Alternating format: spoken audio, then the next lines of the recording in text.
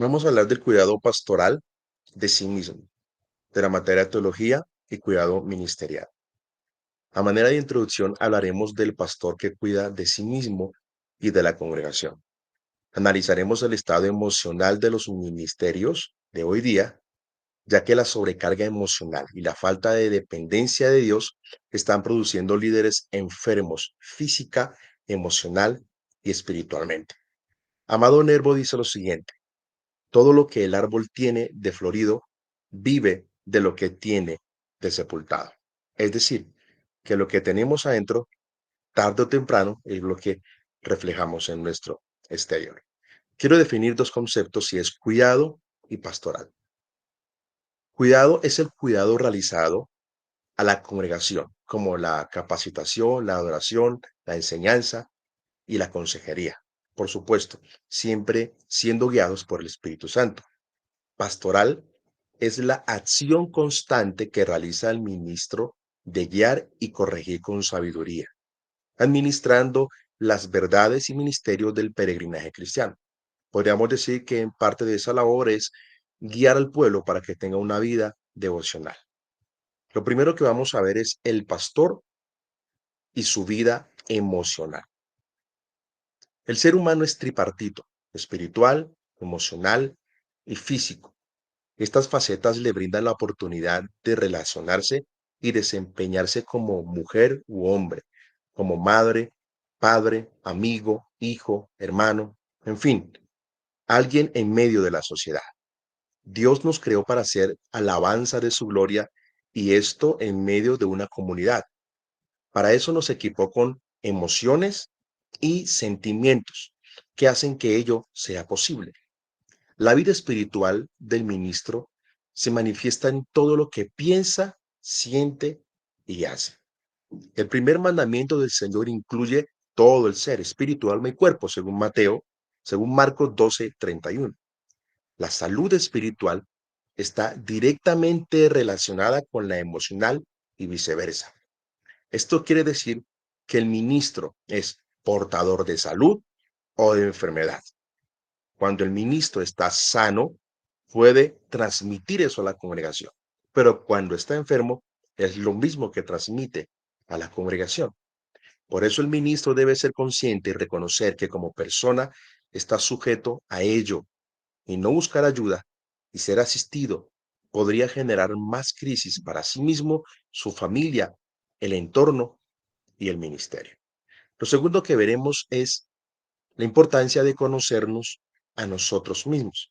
Y lo veremos de dos formas. Primero, el ministro debe conocerse a sí mismo. Y a causa de eso surge la pregunta, y es: ¿cómo puedo conocerme a mí mismo? Les decía que el ministro debe conocerse a sí mismo. Es decir, debe ser consciente de cómo responde emocionalmente ante las diferentes circunstancias del diario vivir. Debe tener una valoración de sus emociones y reflexivamente medir el alcance que ellas tienen en su persona, en su relación con Dios y con las personas a su alrededor. Entonces la pregunta vendría a ser una vez más: ¿cómo puedo conocerme a mí mismo? Comúnmente está la tendencia al tener una emoción, ignorarla y continuar la vida como si esta emoción no importara. Lo crítico es que la expresión de dicha emoción se hace nuestro patrón o estilo de vida, y esto afecta nuestras relaciones, incluyendo nuestra relación con Dios. Dios nos creó con la capacidad inherente de experimentar emociones. Dios desea y anhela que como su creación experimentemos, o mejor dicho, aprendamos a experimentar y expresar nuestras emociones de una manera saludable. Para aplicarlo, hagamos un ejercicio. Reflexione en una emoción particular que experimente frecuentemente. Puede ser la ira, si fuera el caso.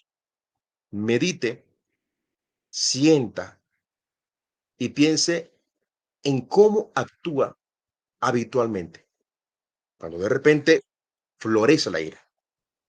Después compare esta emoción y analice cómo fue manejada en su hogar de origen en comparación a cómo la expresa usted hoy día.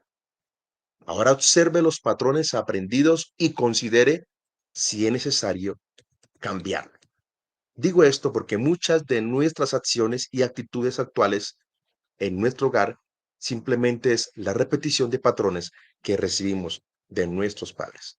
Lo tercero que quiero que veamos es que hay sentimientos que no son placenteros y estos sentimientos también de alguna manera nos enferman anímicamente. Y hay algunas causas por las que experimentamos esas emociones que no son placenteras. Hay emociones que no son placenteras, las cuales generan insatisfacción con sus respectivos resultados, tales como la tristeza, el enojo, el temor, la venganza, el dolor, el disgusto, la confusión, la desesperanza, entre otras. Y hay unas que son muy notorias, específicamente en el ministerio, y es la impotencia. Impotencia ante la presencia del dolor, sufrimiento y del pecado, cosas que no podemos solventar de repente, sino que fluyen, salen y nos toman de sorpresa.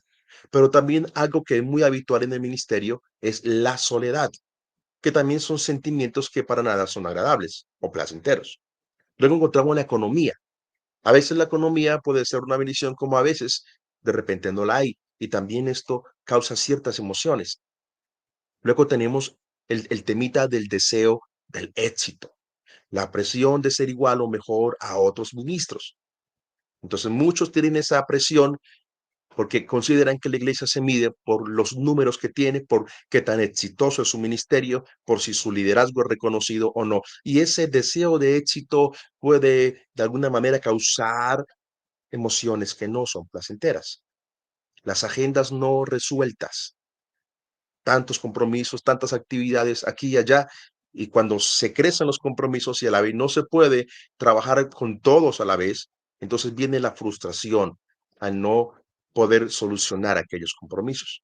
Luego está la incapacidad al no llenar las expectativas de su función, saber que tiene que cumplir con ciertos parámetros y con cierto programa o proyecto y ver que de repente las fuerzas no le alcanzan o el conocimiento no lo tiene que le permita llegar hasta allí, produce esa incapacidad. Pero luego tenemos la carencia de parámetros y es saber cuándo decir no puedo, hasta aquí o simplemente no tengo tiempo, etcétera. Estas son causas por las que experimentamos emociones no placenteras. Luego tenemos un punto importante y es la familia. Un poco más adentro hablaremos de la familia del ministro y tenemos dos tipos entonces, la familia funcional y la familia disfuncional. Una persona que ha sido sujeto a diferentes tipos de abuso físico y o emocional, de alguna manera su ser va a responder con base a lo que su cerebro ha codificado. Llámese temor, pánico, angustia, ansiedad, depresión o conductas reactivas. La presencia del Evangelio, la conversión, el Espíritu Santo nos iluminan y nos guía a toda verdad. Entendamos que aún la ayuda de otras disciplinas, por ejemplo, la medicina, es el instrumento que Dios puede usar para nuestra sanidad integral. Analicemos primero una familia disfuncional. Hay ciertos parámetros que se visualizan en ella que dan a entender que es una familia disfuncional. Tenemos que está gobernada por la rigidez, la negación, la venganza y el aislamiento. También son inestables, generan ansiedad y enfermedad. También transfieren la semilla de disfunción. Mis padres fueron una familia disfuncional, mi familia repite ese ciclo y ellos también lo suelen repetir. Si no hacemos un alto y empezamos a arreglar lo que consideramos una familia disfuncional. Pero también hay algo en ellos y es que distorsiona la imagen de la gracia de Dios. De hecho, muchos hablan de vivir en la gracia cuando realmente están con pensamientos bajo la ley. Y por último, viven con inconsistencia y dobles mensajes. Una cosa es yo predicar sobre la unidad en la iglesia y otra cosa es yo vivir la unidad en mi propia casa. Luego tenemos la familia funcional, que es el ideal que Dios desea que tengamos como cristianos. Esta familia funcional provee seguridad y estabilidad, provee necesidades básicas, proveen cuidado emocional y, muy importante, espiritual, y también proveen guía, parámetros, metas y opciones. Quiero presentar esta pregunta y es: ¿qué tan eficaz puede ser un ministerio teniendo una familia disfuncional? A manera de conclusión y de aplicación personal, diría que me identifico con las dos. He experimentado tener una familia disfuncional como también una familia funcional. Creo que es importante la conectividad constante con la palabra de Dios y con la oración. Esto ciertamente nos muestra y nos corrige el camino por el cual debemos transitar y poder corregir aquellas fallas que heredamos de nuestros padres. Muchas gracias.